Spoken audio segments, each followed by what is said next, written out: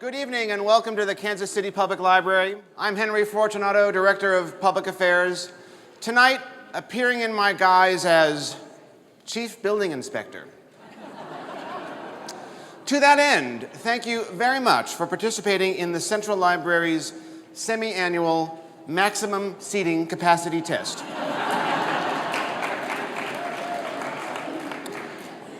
You can all go home now. And please don't tell the fire marshal. Hey, I really do appreciate you all for being here tonight. Your presence at what now ranks as the library's single most well-attended event means that you're now all part of the library story.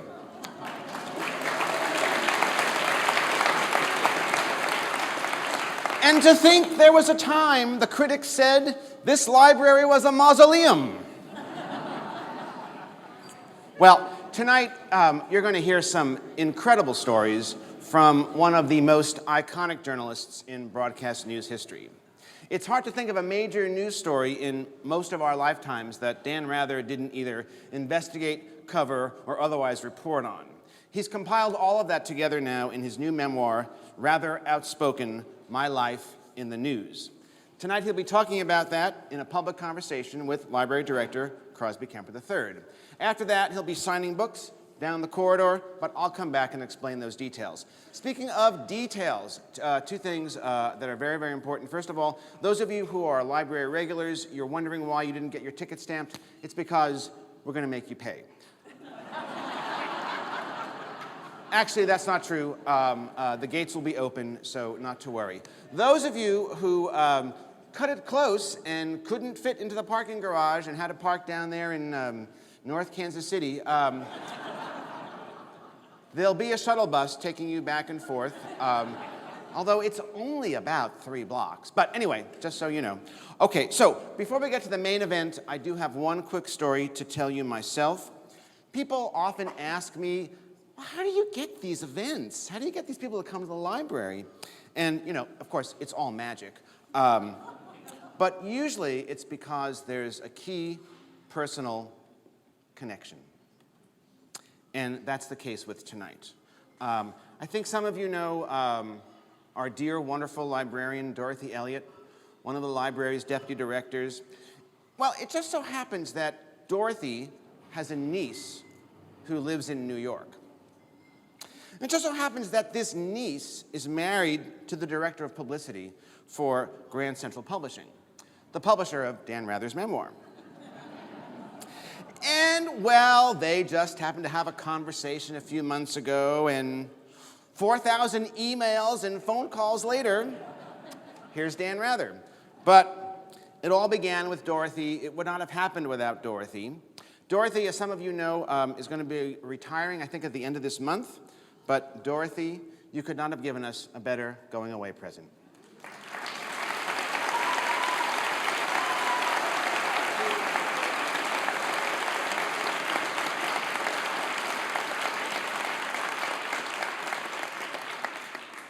Time for the main event.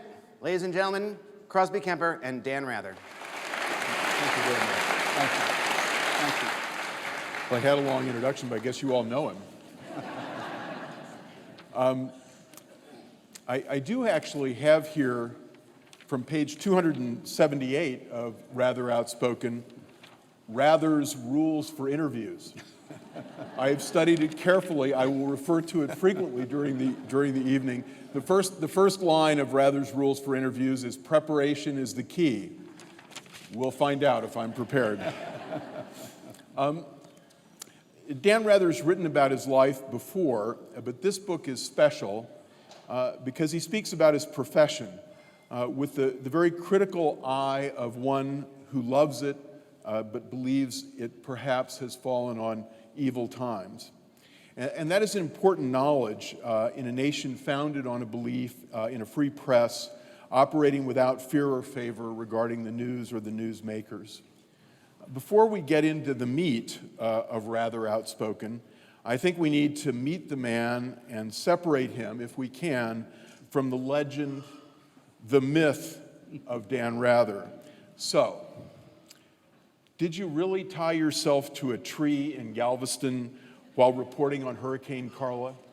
I did. It was a bad experiment. It was a bad idea. It didn't work. As the hurricane was approaching, I had this damn fool idea of strapping myself to a tree so we could do live coverage and broadcast.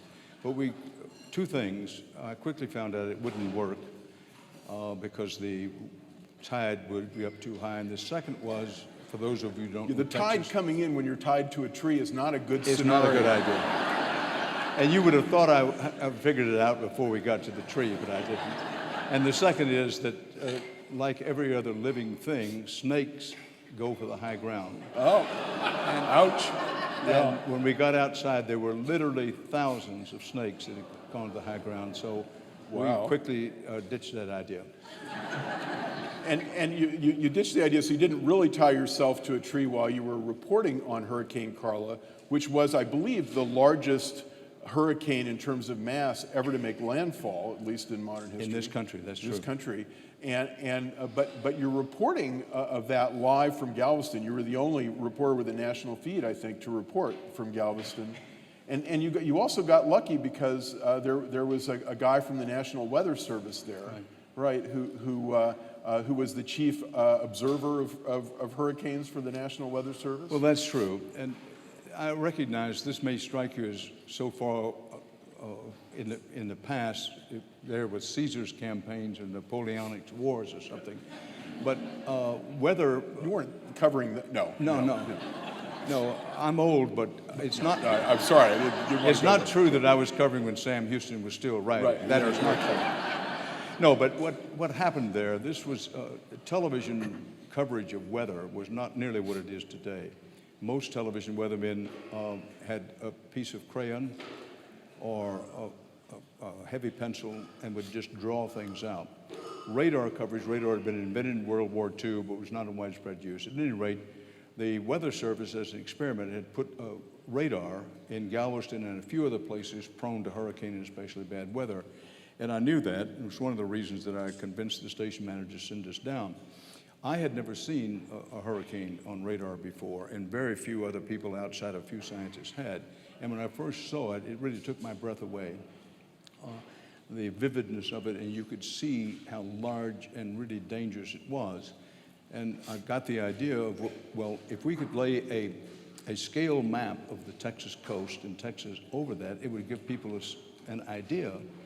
And the weatherman, a guy named Vaughn Rockney, who was there, said, that's an interesting idea, but he was concerned that it would panic people. So he had to consult with these people in Washington, but we did put it up on screen. We put the first live radar picture of a hurricane on screen, superimposed a transparent map over it, and it resulted in the largest, at that time, civilian evacuation in the history of the country. And a consequence, although the hurricane was huge and had winds at times in excess of 200 miles an hour, the loss of life was small.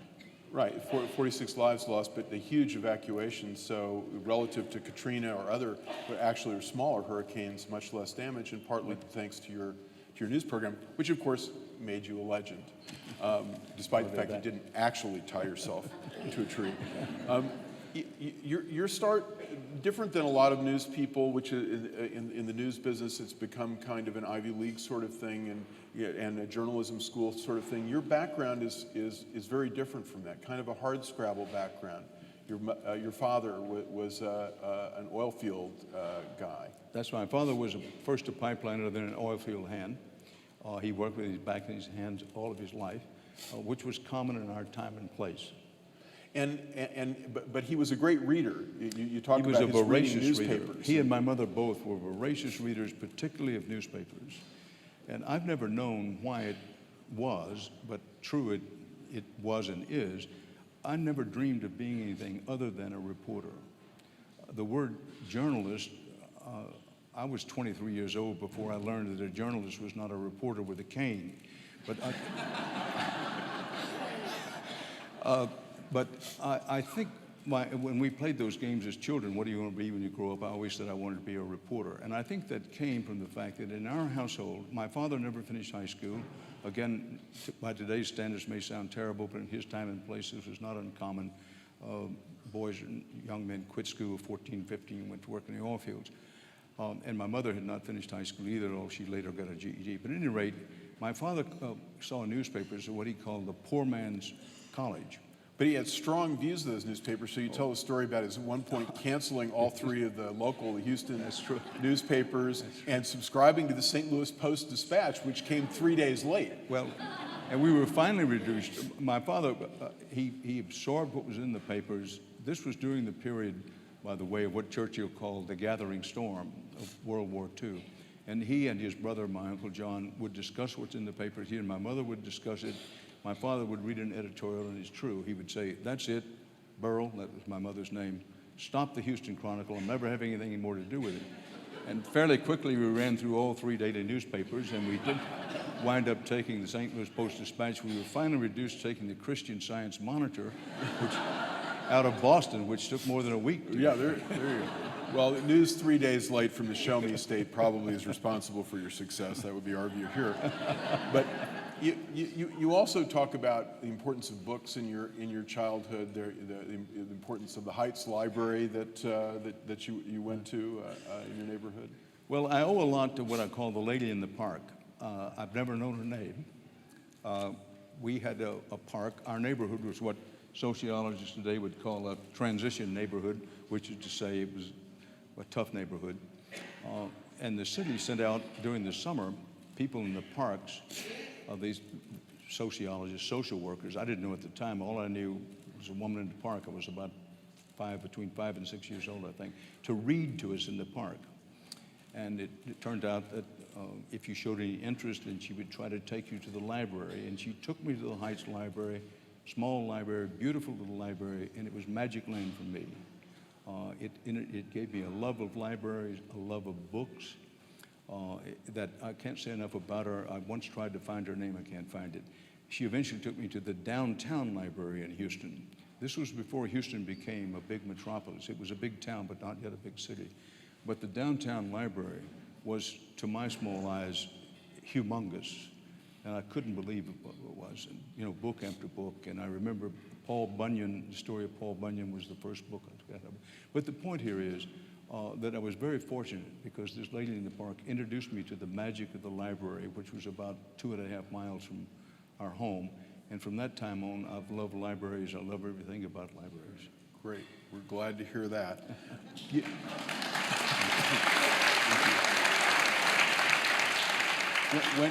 When you were an adolescent, you had rheumatic fever, and you talk in the book about what you did while you were forced to stay in bed, listening to the radio, and maybe the classic days of the radio, but probably your first introduction to CBS, because you were listening to... Well, it wasn't the absolute first introduction, because my father and mother also listened to the great Edward R. Murrow and the so-called Murrow Boys in the very late 1930s. But a short time after that, I contracted rheumatic fever, which at the time there was no known cure for it. It was every parent's dread. Next to polio, it was the thing mothers feared the most. It took a long time to diagnose it. It was finally diagnosed. The doctor told my mother there was no known cure. She said, "What am I supposed to do?" And he said, "Put him to bed and let him move as little as possible, because rheumatic fever, if he moves around very much, will damage his heart." My mother so I was bedridden for the better part of 2 years. There were 2 long bouts with it. And the radio became my constant companion. And the war, this corresponded almost very close to when World War II started for us, Pearl Harbor, between my ages of 11 and 13. And so the radio became my companion. And this was, you know, everybody has their ups and downs in life. But in some ways, this was the making of me in this sense, that I couldn't move out of bed. I had been active, loved the woods, loved to hunt and fish with my father, loved to play football, baseball. And I became, I would say, very lonely, a sense of alienation, weakness. Am I ever going to be the same? There was no such thing as homeschooling per se in those days. I got sporadically work from school, but it was not a good time in school. But the radio became my companion, and Ed Murrow, Eric Sevareid, Charles Collingwood, the legends of early radio. The war was exploding everywhere. they took me mentally in my imagination to faraway places with strange-sounding names and with Western civilization hanging in the balance. What a time. I also listened to play baseball games and country music. You know, if Hank Williams didn't sing it, I didn't know it. But Explains a lot, yes. Before his time. But that time alone, I mean, my parents, both of whom worked, took very good care of me and loving and care. But I spent a lot of time alone during that period. And that I did get the idea. I wanted to be a journalist. I didn't aspire to be a radio journalist at that time. Newspapers you were still thinking? Newspaper. I wanted to be a newspaper man. But I was intrigued by Murrow and Collingwood and the others.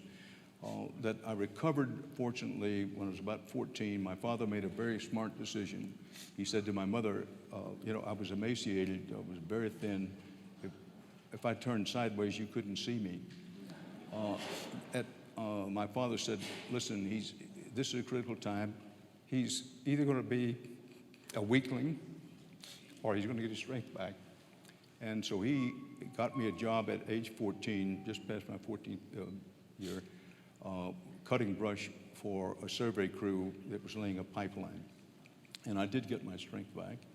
And I have never suffered any ill effects from rheumatic fever.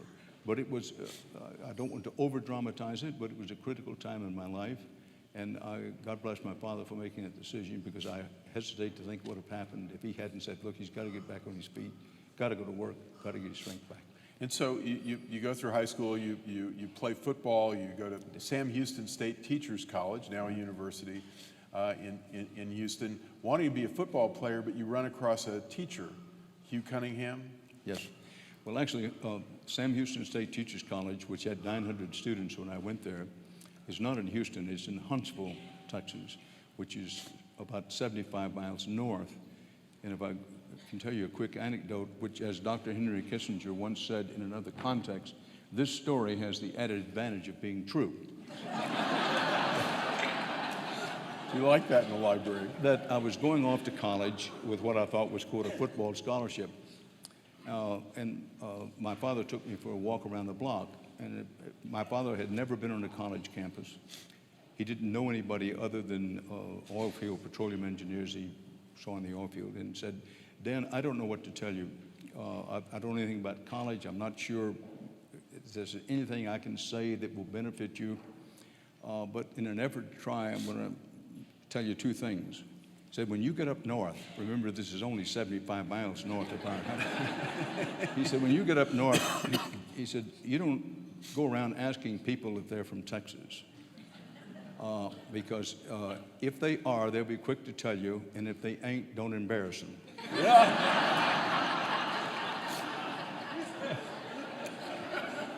So you've gone north, taken the risk of going 75 miles north, and your teacher Hugh Cunningham tells you that in your chosen profession, which you finally figure out is likely to be journalism, you're going to be going up against these folks from Harvard and Stanford, and they're going to be a little more educated than you've been up to that point. And he suggests, or you do, what? Well, he suggests we read the Chicago Great Book Series. That was the number one thing. 54 volumes, yes. He required us, quote unquote, to read it. Of course, we didn't read all 54 volumes. We faked it like every student learns to do.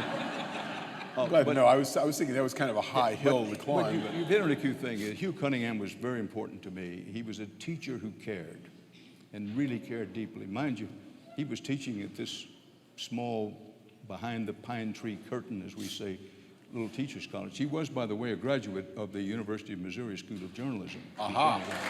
Of course. St. Louis Post-Dispatch, University of Missouri, it all comes back. But yes, he gave me that talk. It was real talk, and it really soaked in. So you have a job on the radio station at Sam Houston, and then you get a real job at a real radio station, and they give you the guy gives you a lunchtime to prepare a broadcast. Right. Which you do. Now, it was a 5 martini lunch, I'll bet, but in Texas, it's always bourbon. Sorry, a bourbon lunch. But you are able to do that. He's very impressed. Well, that got me the job at KTRH, which was a big 50,000 watt radio station in Houston, because he asked me if I could write, and I told him, yes, sir, I can. And he said, well, I'm going to lunch at the press club. When I come back, I want a 15-minute newscast written. And thanks to Hugh Cunningham, I didn't always write well, but I could write fast, and I put a 15-minute newscast together for him. And so I stayed at the radio station and eventually became the news director and director of public service at the radio station. You write in the book very eloquently about this series of mentors that basically you've had in your life, first in education and then professionally. And the next one is the bigger radio, the TV station, right. KHOU, your first TV gig, KHOU, where you do essentially the same thing. You're given an audition attempt. You're told to look at the camera and deliver a newscast, and you come from I guess from KTRH, where you'd done the news already that day, so you knew what the news was, and you. Well, I know this is hard to translate in today's television-intensive world, but KHOU was the third station in the market. They just changed ownership. And yes, because I did every day, I got in the radio station between 3:30 and 4 in the morning, because our newscast began at 5, it being Texas, and Kansans, and Missourians would understand this, that we had agriculture, the farm and ranch hour from 5 to 7 o'clock, which Dewey Dewdrop Compton, agricultural graduate of Texas A&M did. Dewdrop Compton? Dewdrop Compton. Yeah. But we had a lot of advertisers with fertilizer and how to make your cow give more milk and that sort of thing. But at any rate, at that station, by noon, I would have done probably a half dozen newscasts and been on the air that morning, so I knew the news pretty well. And your point is well taken. When I got to the television station, I knew nothing about television. I was slow to get onto television. Smart people had already figured out for any journalist, television was the future. I had not figured this out. I got to the television station, and the program director, Cal Jones, said to me, well, I want you to do an on-camera tryout here and give me as much eye contact as you have. I never had heard the phrase eye contact. He explained it was look into the camera as much as you can, because that can communicate.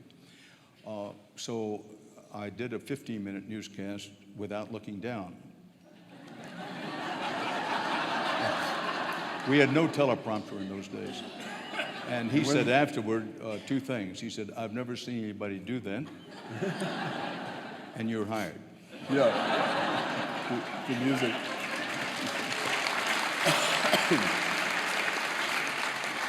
So you do that, and you do your famous not quite tied to the tree newscast underwater from Hurricane Carla, and you're invited to CBS, to headquarters, to become a correspondent. You've been listening to folks on the when you were in bed in your earlier years, like Charles Collingwood, and who's the first guy you meet at CBS but Charles Collingwood? Well, I had been a paid journalist for more than 10 years when I got to CBS News, and quite honestly, and I'm not proud to say this, I thought I was pretty good. I could ad-lib, I could hold air, I could write pretty well, or write quickly. I'd covered the police beat, local courts, City Hall, the whole 9 yards. But the moment I walked into CBS News, I walked among legends. Charles Collingwood greeted me. Charles Collingwood, Rhodes Scholar, had won every award in broadcast journalism there was. Over there is the desk of Eric Severide. And by the way, that's young Charlie Peralta over there, who's a pretty good writer, a pretty good country writer himself. I found myself, number one, I wouldn't say overwhelmed, but certainly humbled. Number two, it just reverberated all over me. Son, you've got to raise your game. You're going to have to raise your game a lot to stick here. I'd gotten the job of my dreams. The question was whether I could stick. And I did give myself the lecture, no more of this, you're pretty good. For one thing, up here, pretty good is not going to do it.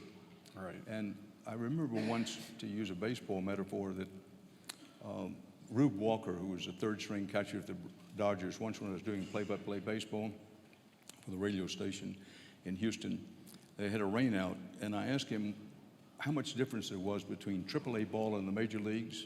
And he looked at me and said, Dan, you have no idea how great the difference is. And I said, well, what are the two biggest differences? He said, curveballs and per diem. Curveballs and per diem. And Yeah. I had a version of that when I walked into CBS. Right. Now, it's pretty grand, and we all think of William Paley and Babe Paley and Cronkite and Collingwood, Severide, Reasoner, et cetera. But it's also true the building was an old dairy barn, and there were some little creatures wandering around. I found that one of the most interesting parts of the book, that the CBS headquarters was full of rats. Well, it was full of rats. This was a great contrast for me because I'm walking into the cathedral of electronic journalism when you walk into CBS News, and it's a huge building, and it's, after all, in New York City. What one finds out pretty quickly, I thought we had big rats in Texas. But I found they had rats in that building almost big enough to mate with bobcats or something.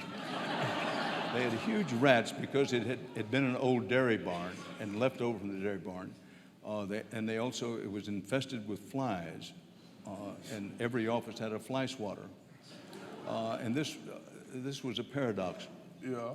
So I think that's important vision for everybody in the audience who might be thinking of going to New York in the near future. But the making of your career as a national news reporter, it comes because this is the moment. This is a crucial moment in the history of civil rights in the United States.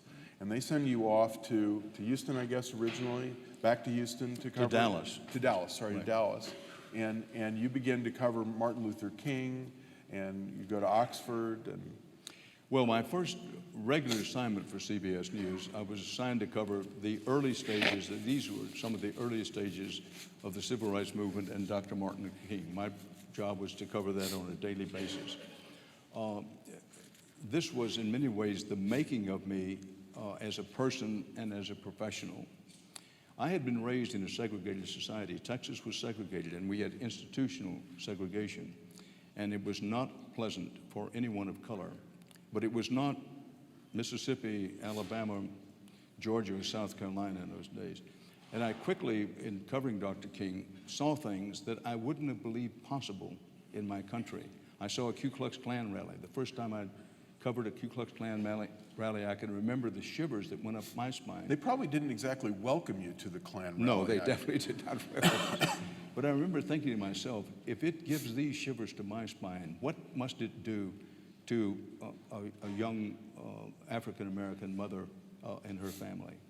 I would not have believed in the United States of America that authorities vested with the government authority would turn high-pressure water hoses and vicious dogs on small children and women who were peacefully demonstrating, much less blow up in Sunday school very young black children. Girls. Yeah.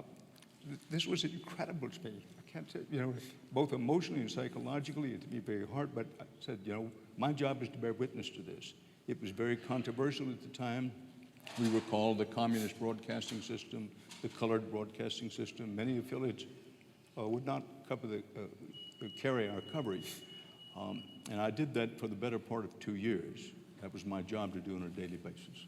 And you covered Meredith being Meredith going into the University being of the first black to attend the University of Mississippi, and I read about that, seen pictures of it, et cetera, and yet didn't know that bullets were actually flying in Oxford, Mississippi at night while you were there covering it. And you were a good friend of Medgar Evers. You got to know Medgar Evers. Well, I can't say a good friend. Medgar Evers, you knew him well. Nature thing, but we certainly got to know him and respected and admired him tremendously. It took a lot of guts to do what he did. Yeah, and he put his life on the line, as we know. And so you were one of the lead reporters for CBS in the South and Dallas, the Dallas office. But you were actually in New Orleans, I think, in the office when JFK, when John F. Kennedy went to Dallas, but you were the lead Well, reporter. I was assigned. By this time, we had moved our bureau to New Orleans from Dallas, and I was living in New Orleans. However, it wasn't much living. I was home, the first year I worked for CBS News, I was home 31 days out of the year. The next year I was home 43 days. Jean, Which your wife must have loved, yeah. yeah, well, she had to let me put up with that, you bet. But when President Kennedy, at Vice President Lyndon Johnson's urging, decided to make a sort of pre-campaign, routine campaign visit to Texas, I was put in charge of the CBS News coverage because I had been born there, grew up there, knew the state politically and otherwise, and also had our bureau in Dallas. So I was sent to set up the coverage, which I did for what was supposed to be a routine political trip. Political trip, essentially, yeah. And you weren't quite in Dealey Plaza when the shots rang out. You're on the other side of the hill. I was just past the infamous and famous, depending on your point of view, railroad overpass. It's kind of detailed and too long to go into here, but we were shooting film in those days, not videotape, and film has to be processed. So part of the plan was that the camera people who were in the presidential motorcade would at specified spots look for people that I had put in place with yellow grapefruit bags, which are easy to see, wave the grapefruit bag, the guy on the truck following the president's motorcade would throw off some film so we could get it back to the studio and have it processed. And the motorcade was to end at that underpass, or overpass, you want to call it, just past Dealey Plaza. We didn't have anybody at that spot, and things were going very well, and no sign of any trouble anywhere. And so I just put myself at that place and thought, well, if they have any film, last-minute film, they can throw it to me, I'll get back to the station. So that's where it was. I didn't see the shooting. I didn't hear the shooting. All I knew is that something went wrong with the motorcade. The motorcade passed in sort of a blur, not the motorcade, the presidential limousine. And when the rest of the motorcade didn't come behind it, I knew something had happened. I didn't know what had happened. I knew something had happened. So I better get back to the station. We were feeding to the local station, which was a very short distance from Dealey Plaza. And when I topped the hill at the overpass, the famous grassy knoll area, I didn't know what had happened. I had no idea, but the crowd was in panic. There were fathers falling on top of their wives and children. And I just said to myself, something has happened here. Something really bad has happened, and I'm out of position. I better get back to the station and get back in a hurry. But you called the hospital, you talked to a doctor in the hospital, and We did. I got through to the hospital, and it was very clear from the people at the hospital, a priest and a doctor told me that when I said, what's the condition, they just said flatly, he's dead. Yeah. And we had Eddie Barker, who was a great reporter at the local station, was out where the president was supposed to speak. He was somebody on the board of the hospital said there just flatly, he's dead. And so we reported the story that the president was dead about 15, maybe 17 minutes before the official announcement. Right, and got on the radio very quickly. It did. To your surprise, because you had reported it as not a confirmed. Well, I did. I have to be precise about this. Get the picture. There's chaos everywhere, and I'm saying to myself, if I'm working the police beat in Houston Station, Texas, doctors, priest, head of the hospital board tells me, we've got a dead man, we've got a dead man. I had open phone lines to New York, and the radio editor, radio and television were in the same building, but were separated.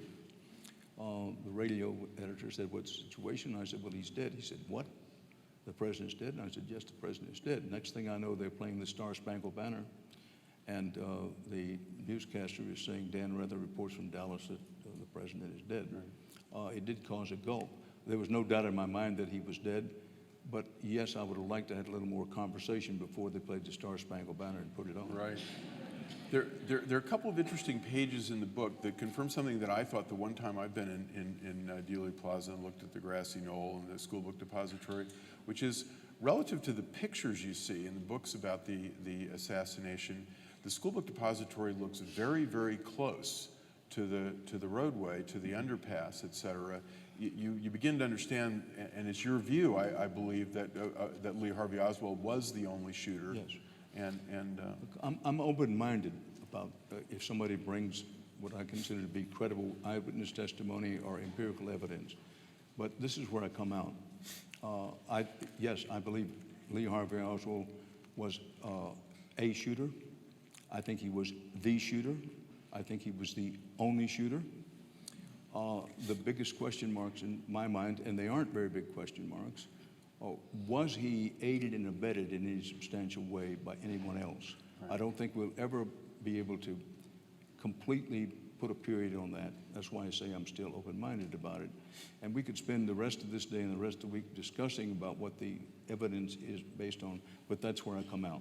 Right. You talk about all the other presidents who you have one way or another covered, starting with Eisenhower, and you have an interesting statement in the book about Eisenhower being the last press-centric, I think is the way you put it, the last person concerned with who was not, sorry, press-centric, who was not concerned with the media. And I think that's an interesting observation about Eisenhower. Particularly television. For one, he had arguably the best press secretary in the history of press secretaries, a man named Jim Hagerty. But President Eisenhower, partly based on his World War II experience commanding in the world, he understood the role of a free press in a free society. He respected what the press did, but he found journalists and journalism in general pests. That's sort of the way he looked at it. He understood the necessity, but he just said to Hagerty, listen, these are your people, quote unquote. You handle them, you do whatever, and I'll do within reason anything you want me to do. But particularly with television, that while television not only had been invented, but was becoming not yet dominant, but many television sets around, Eisenhower had no use of television whatsoever. He didn't watch much of it. He had no great interest in it. He considered it sort of an entertaining, sometimes diversion. But what I write in the book, and it's true, that he was the last president that won. By and large, he didn't put decisions through the prism of how is this going to play in the press in general, and particularly with television. Frankly, and forgive my reporter's French, he didn't care a flying flip about television. And as a consequence, I think one of the great things that he did, and I use great measuredly, his farewell address to the nation, Eisenhower's farewell address to the nation, in which he warned of the dangers of the military-industrial complex, is, I would argue, one of the great speeches given by any American president, and probably the best speech of any American president in the 20th century in terms of importance. But, however, when you look at it now on old television, film, and videotape, all you see is the top of his bald head. He's reading it. On radio, this is a powerful speech, and when you read it in print, which I recommend to you, it's a powerful speech. But it's pretty hard in the television era when you put it up, you say, well, this looks like an old man reading something and boring. But John Kennedy brought the presidency into the television age. Well, you have one great story about that I never read before about President Kennedy and a photographer named Howell Conant, and his procuring his services and having Conant take his picture from every possible angle so that he could discover what the best angle was. Well, as we know, the Kennedys were, to say the least, well-connected, and this, frankly, is not a criticism. I think it's in some ways to be respected, if not admired, of President Kennedy. He recognized that we had moved into the television era. He also recognized the power of images, and his family they were friendly with the great actress Grace Kelly, and Grace Kelly had used this same photographer. And the photographer, for example, said to Grace Kelly, you should never have your photograph taken head on, because there was something about her eyes were a little closer together than most people's. And so he had recommended to Grace Kelly, never have your photograph taken dead head on. President Kennedy, knowing that, got him and some other photographers to say, okay, let's talk about what are the best angles for me to be photographed and not only still photography, but also television. Now, Lyndon Johnson, the next president, is something of a throwback, but his media savvy was up and down a little bit. But he probably thought that, or he did think that you would be a good reporter for him to work with, because you were fellow Texans, and he'd get what you call the Lone Star dispensation from you as a reporter. Well, this is a problem for almost anybody, any journalist of integrity who covers the White House on a regular basis has some version of this problem. Yes, Lyndon Johnson was a Texan, born and raised there. I had covered him some during the 1950s, had no special relationship with him. But his attitude, Lyndon Johnson's attitude was, Rather's a Texan.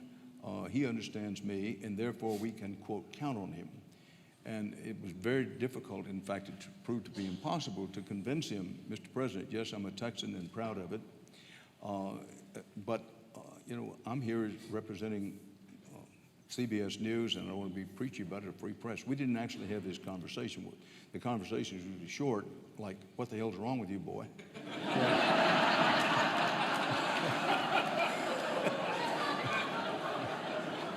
Well, and you quote some things that, since this is a family public library, we can't quote from Lyndon Johnson about dogs in heat and that sort of thing. But there is something you did say. You talked to him about him and how tough he is on the staff, his staff. I think George Reedy in particular. You're talking about his press secretary. You said he beat them like a rented mule. And which brings up the subject of your own sense of humor and some of the sort of Texan wisdom, the folk wisdom that there are at least 3, I believe, websites entirely devoted to your ratherisms, as they're sometimes called. So I'd like to give you a chance to comment on a couple of them, maybe explain some of them. For instance, you said about a political race, this race is hotter than a Times Square Rolex, which I like. Maybe that comes from living in New York a long time. And then you said, apropos of something, you said, don't taunt the alligator until you've crossed the creek, which strikes me as very, very good wisdom. And then you talked about John Kerry at one point, and I have to say this reminds me sometimes of life in the library. You said John Kerry's rapidly reaching the point where he's got his back to the wall, his shirt tail's on fire, and the bill collector's at the door. I think, but here's one I don't understand, and I have to get you to explain this. I bet I can tell you which one it is. Okay. We used to say if a frog had side pockets, he'd carry a handgun. What does that mean? Well, it's easy, and I say this with all respect. I'm surprised that for a man with your education credentials, that a proud son of Yale doesn't get this immediately. It took me a long time to graduate. But this was done in the context of someone said, well, if Al Gore had carried, I don't know, Tennessee, do you think he would have won the election? In that kind of context. And this is oil field talk, or at least Texas oil field talk. Well, look, there's no sense discussing that because there's no way of knowing. And it's like laying out, well, if a frog had side pockets, he'd carry a handgun. Obviously, a frog doesn't have side pockets. He can't carry a handgun, and therefore, this is not even worth discussing. Okay, I get it.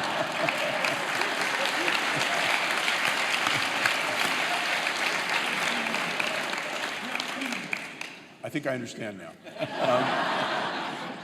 Well, and we come to a president who helped make you the legend that you have become, and that's Richard Nixon. And your coverage of Richard Nixon, you talk about sitting down at one point. Already, obviously, your reputation had preceded you with Nixon, because you talk about John Ehrlichman sitting down with you at some point and saying to you, the problem with you, rather, is people believe you. But Richard Nixon, Bill Clinton, some people think George Bush. I have a slightly different view, but there comes to be a problem for you, clearly, almost a personal problem, with the fact that they have a hard time telling the truth. Well, it's never personal with me. Let me say this, but with any president, widely believed it may be, but true it is not. But it's elemental. We all understand this. We've understood it since the 7th grade, that a free and independent, truly independent, fiercely independent when necessary press is the red beating heart of freedom and democracy, which is to say that somebody has to be...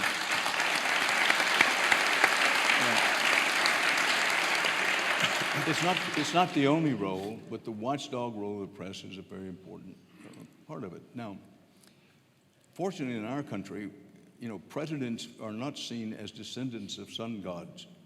They are seen as another human being who's been given the highest honor we can bestow. And your job as a journalist, if you want to be worthy of the name, is to try to find out the truth, which sounds sort of, ponderous, but that's what it basically is. And your job is, particularly as a White House correspondent, is whether the president is Democrat or Republican, is you show up every day and say, I will listen to what they tell me, I'll listen to what the president says, and then I will try to find out what's really going on. Sometimes they're telling the truth. Other times they're dealing in sophistry, which is something between truth and untruth. And other times it just isn't true.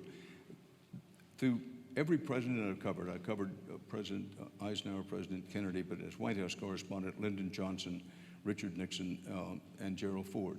That was always my attitude. I think one thing that at the time, this got pretty hot because let's clearly see it for what it is.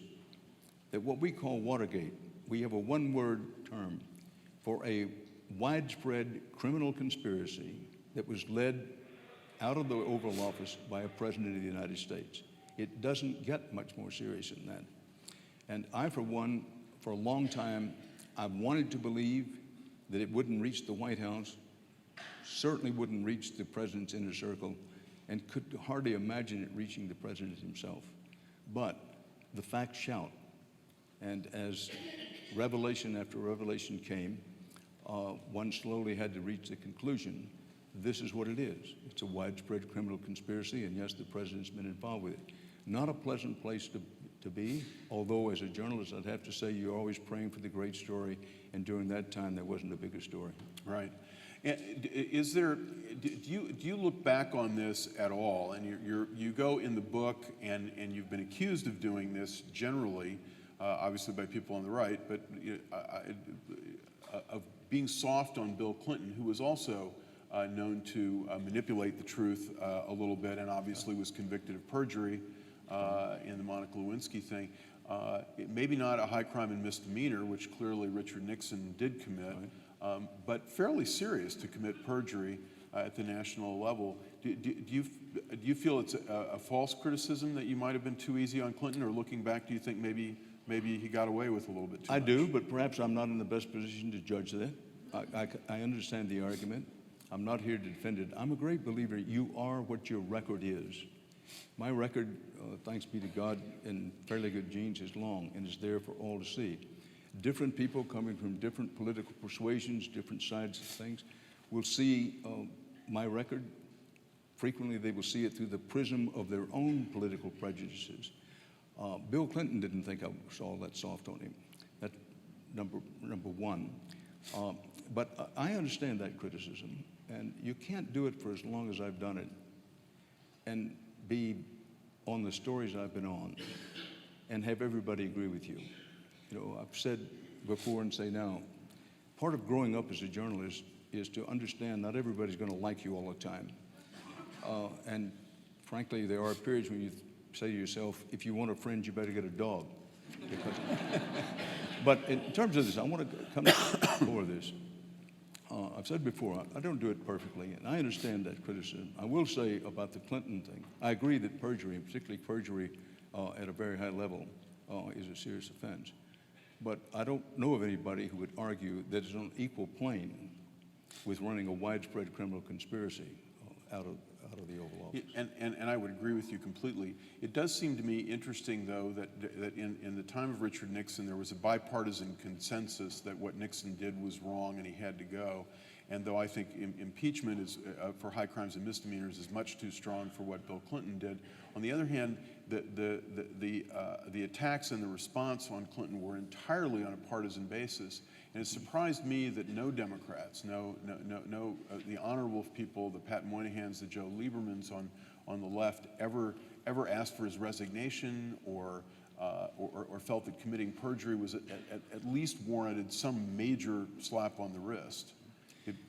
You talk about the politicization of the media and of reporting, really, of the truth, and that struck me as an example of that more didn't happen to Bill Clinton. Not impeachment, but but some other. Well, you've said it, though. punishment. The issue was impeachment. I don't want to get in an argument about it at all, but it's certainly true that the atmosphere was more politicized, which is to say there was less common understanding. But let's don't forget that until it became explicitly clear in the case of Watergate what had been done, Republicans resisted disclosure, yes, jumped on, attacked the press, pretty much as some Democrats did during the Clinton affair. But, impeachment is such a serious thing to go through that one of the reasons that Richard Nixon was allowed to resign rather than face is because heads on both sides of the aisle realized that it wasn't the best thing for the country to have to go through an impeachment trial. I want to shift now to talk a little bit about your foreign experience, because it seems to be a rite of passage for any CBS anchor, any CBS national reporter to have to go abroad to London. You went to London, you covered the India-Pakistan war, but you got well known for your reportage from Vietnam, where you spent 9 months.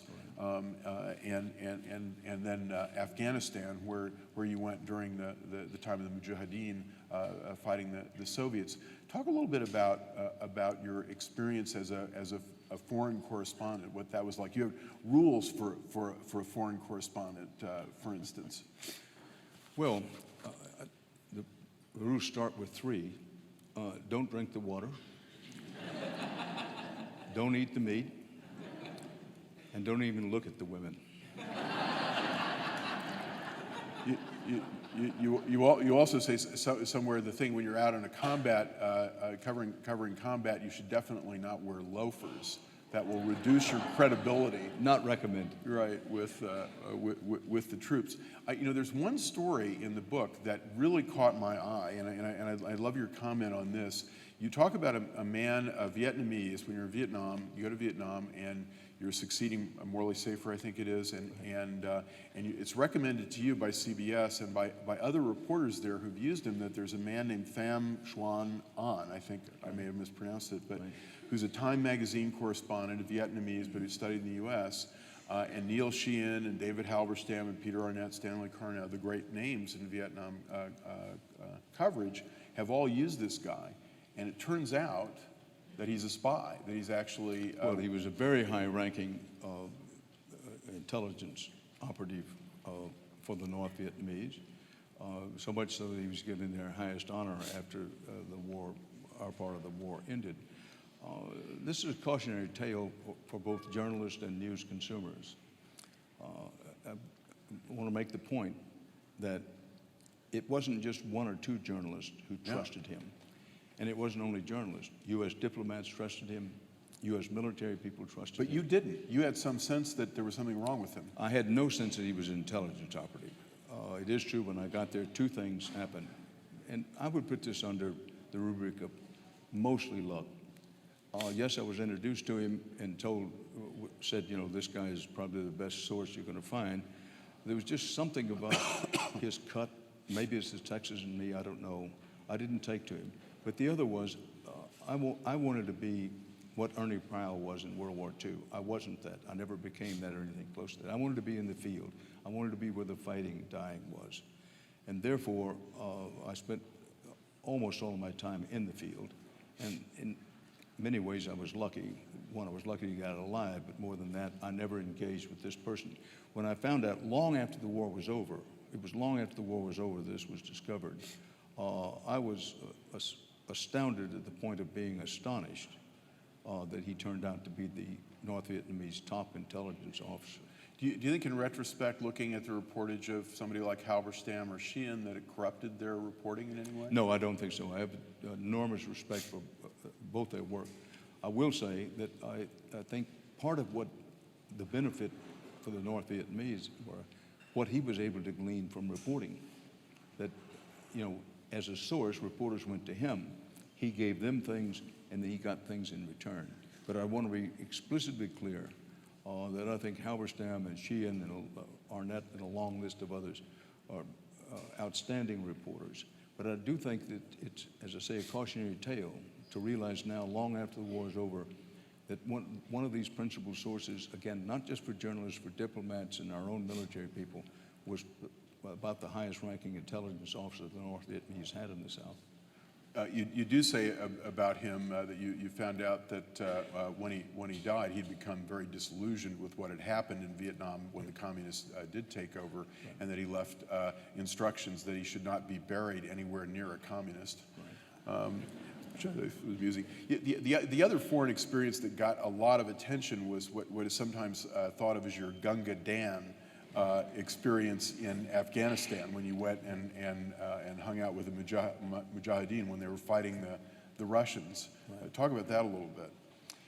Well, this was, the Soviets invaded Afghanistan in very late 1979.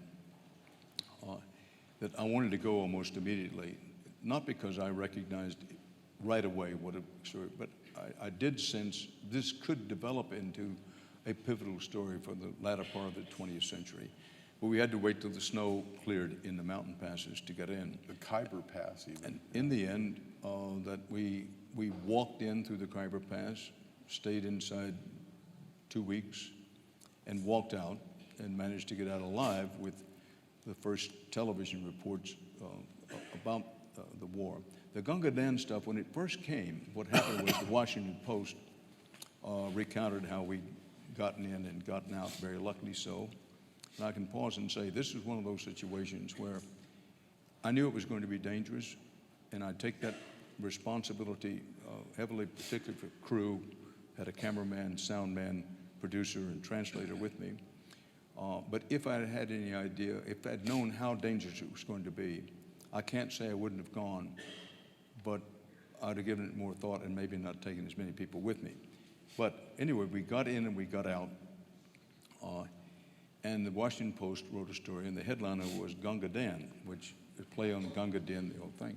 When I first saw it, I thought, I confess, I thought to myself, hell, what do you got to do?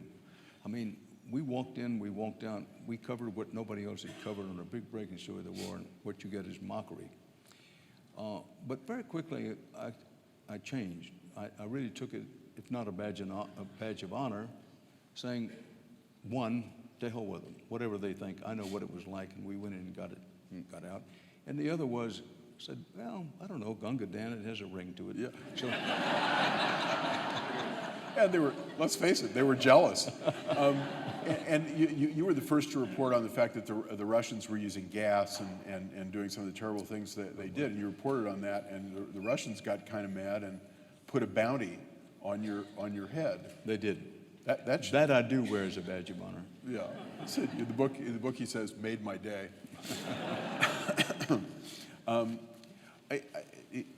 I'd like to talk a little bit about, you become, after your foreign correspondent experience, you succeed Walter Cronkite as the anchor for the CBS Evening News, taking what is the premier spot in evening news, and from the era of Walter Cronkite and Dan Rather has never really been duplicated. What we have now with the networks and Fox and MSNBC and whatnot is a vociferous, if you'll pardon the use of that word, a world in which nobody has the kind of audience that you had and that Walter Cronkite had. So it must have been an extraordinary moment when you're named to this, having come from Sam Houston State College and KSAM and whatnot, to be named the anchor of the Tiffany Network.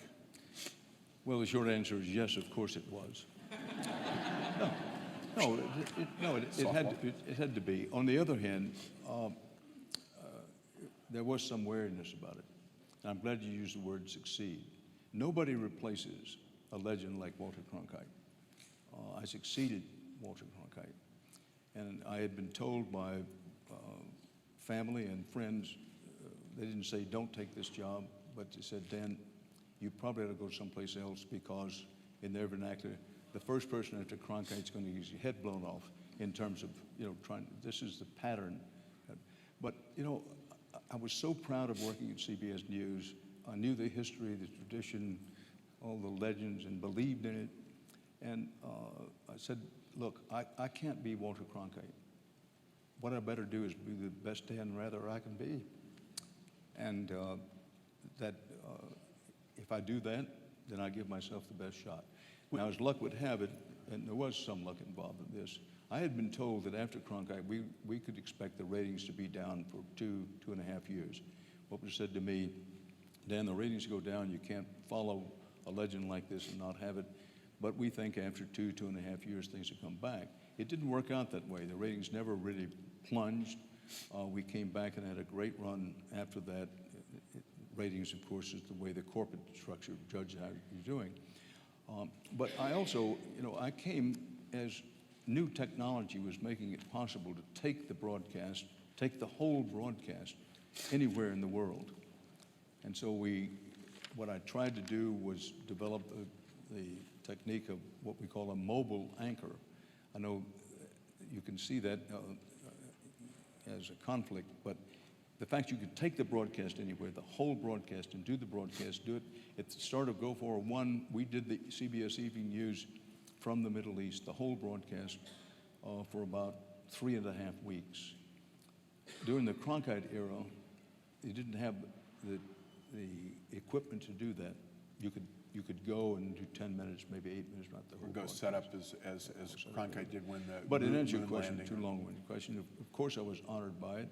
Was a little bit wary of it, but said, listen, Dan, you've said all your life you like a challenge. Let me tell you, son, this is a challenge. Yeah, So, Walter Cronkite, the most trusted man in America, as they call him, I think it's an extraordinary tribute to you that you did succeed him and make it your own. You turned it into your own style.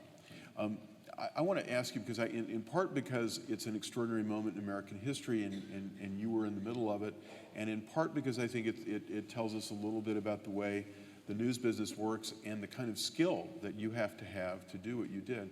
9/11, you wake up in the morning, you don't have to be on the air for a while, but you're immediately aware, obviously, that something's going wrong. Talk to us about 9/11 and what you did that day. well, what you saw. very quickly I was in the bathroom shaving and getting ready to go to work, and had the radio on as I always do. I tend to get up early. These days go quickly to the internet, but at that time, try to read the newspaper, see what's on television, get yourself going for the day.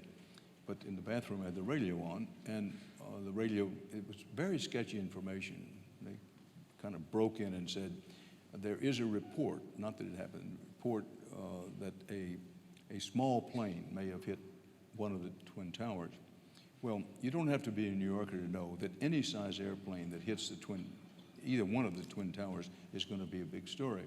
So I quickly went out of the bathroom and thought, well, I'll take a look at the Twin Towers. We have a small balcony off of our apartment which faces in the direction of the towers. By this time, the radio is saying, well, it may not have been a small plane, it may have been a large plane, nobody knows. But by this time, I'm saying to myself, this has got to be a story. There was whiffs of smoke coming out of it. But anyway, I dressed in the elevator and half in the taxi cab to get into the studio. By the time I got to the studio... So the taxi driver became Dale Earnhardt with your $20 tip. But I think what you're talking about is when you move up to the anchor chair... You're sitting in that chair, and what's happening to you? And obviously by this time, this situation, there are going to be hundreds, perhaps thousands of people dead.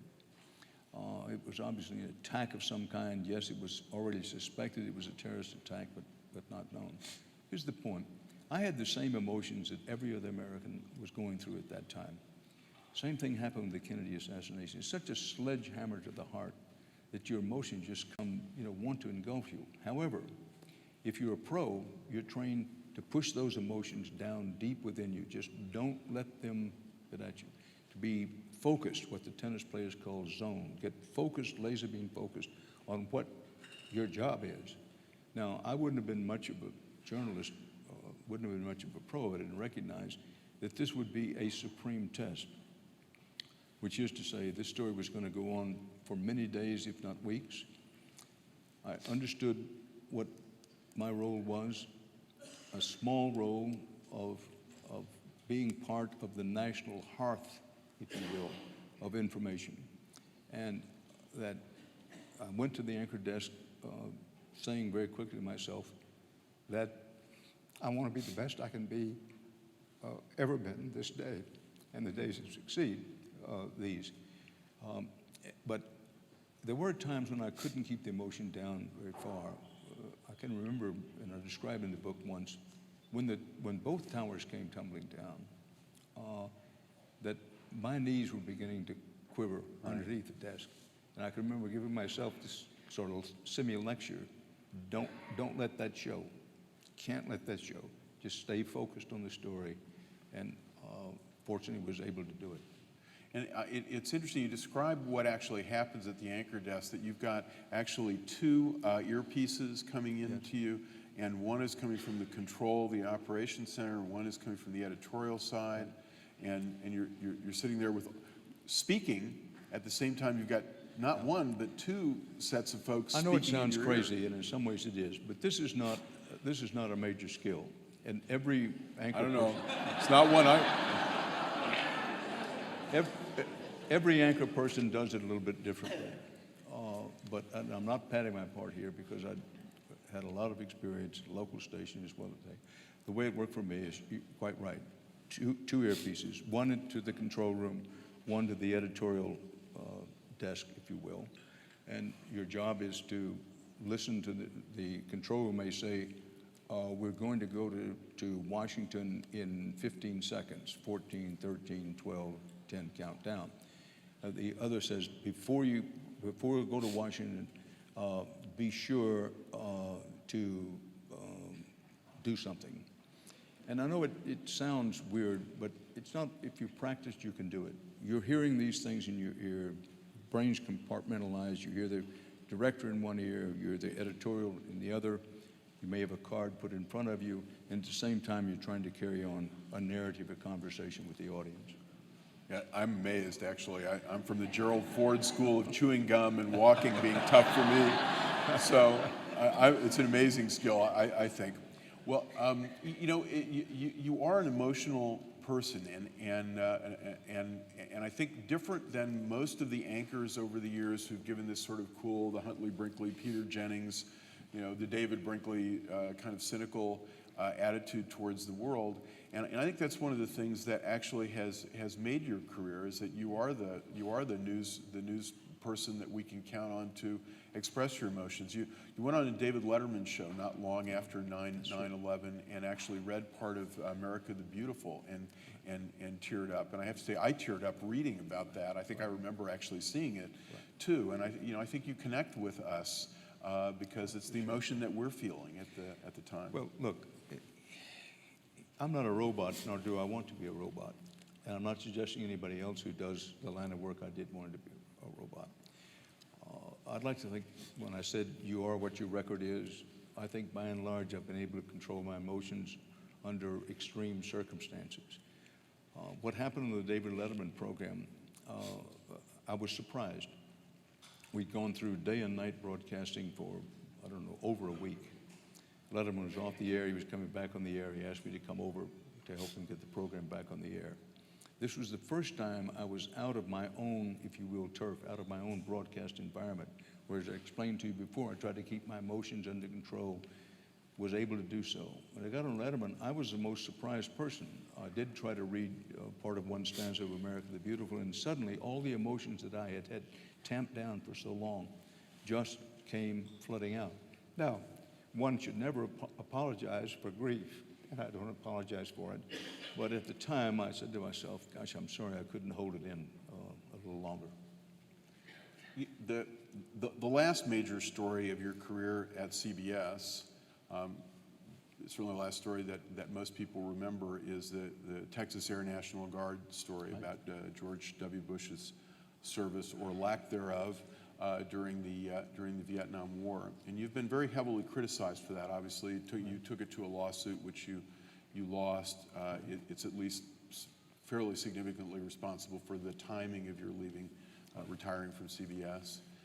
In looking back at that, do you feel as the centerpiece of the criticism, both from the internal CBS investigation and a lot of the external criticism, coming not only from the right, I think, but coming from people concerned about the ethics of the media, that there wasn't something that was ultimately partisan in maybe not coming directly from you, but from your producer, Mary Mapes, or other people involved? No, I can understand why some decent intending non-political people, why some even of those might take that view.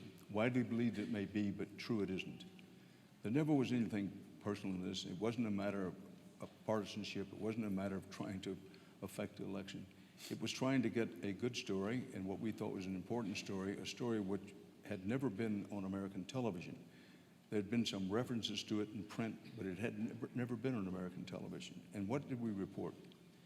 Whatever one thinks of it, how we got to it, the process, what you think of the documents which were a part of the support of it, these things are true. We reported a true story. One, because of his father's privileged position, there's no joy in saying this, but it's true. A young George Bush got a highly privileged position in a, quote, Champagne unit of the Texas Air National Guard by way of ensuring that he wouldn't have to go to Vietnam. That's true. Secondly, after he had been in the Air National Guard, after a while, he disappeared for a year. Nobody in the military disappears for a year without some explanation, some being held accountability. No, and I don't think, I appreciate you talking about it, I don't think it's a laughing matter at all, but so, what did we do? We reported truths. No joy in doing it. There wasn't anything partisan political about it. This is a story. If the commander-in-chief of the U.S. military, and whose own campaign has criticized his opponent, and perhaps rightly or wrongly so, this is a story. So what did we do? We reported these truths because and there's no dispute about these two things, by the way, along. Neither former President Bush or any member of his family has ever denied these two central truths, which was the story. If one wants to argue about how we reach those truths, the process of getting those truths, I'd say, look, nobody ever does the story perfectly. But I do think what happened here is that you mentioned that not everybody who criticized the story were Republican or conservative, and that's absolutely true. But a widespread campaign was immediately mounted to discredit the story because the people who are running this part of the discrediting campaign were highly partisan.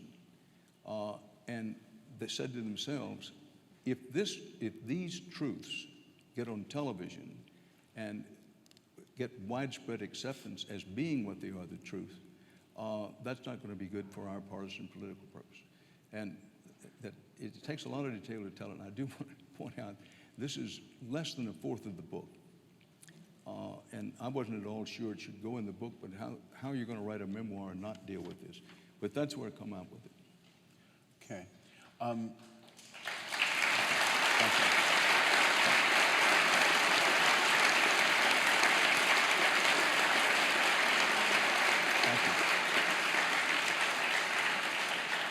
The reinvention of Dan Rather is going on now, and you're at HDNet. Give us an idea of what you're up to today. The Dan Rather reports. Well, let's face it. At this age and stage of my life, once again, I'm mightily blessed and very lucky to be doing this. I do a 1-hour television news program for HDNet, HD, high quality, high definition net, which is owned by Mark Cuban out of Dallas. He gave me, and I have complete, total, absolute editorial and creative control. I get to do what I want to do, how I want to do it, with no interference. Though this is a family library, the specific words he used to you when you said you might be a lightning rod, you might get him into trouble, what did he say to you? I'm not sure we should say that. Go ahead. No, it's late, they're adults. After we've been on for a bit, actually, when I said, listen, you've been very good to me, what can I do for you? He said, go piss people off.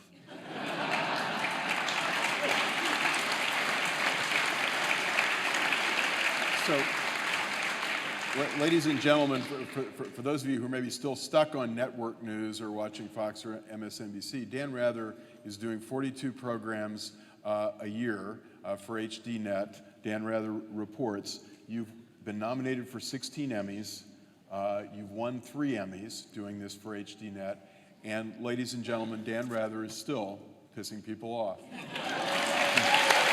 very much. Thank you so much. I really appreciate it. Thank you. Thank you, Ted. I really, thank you. Thank you.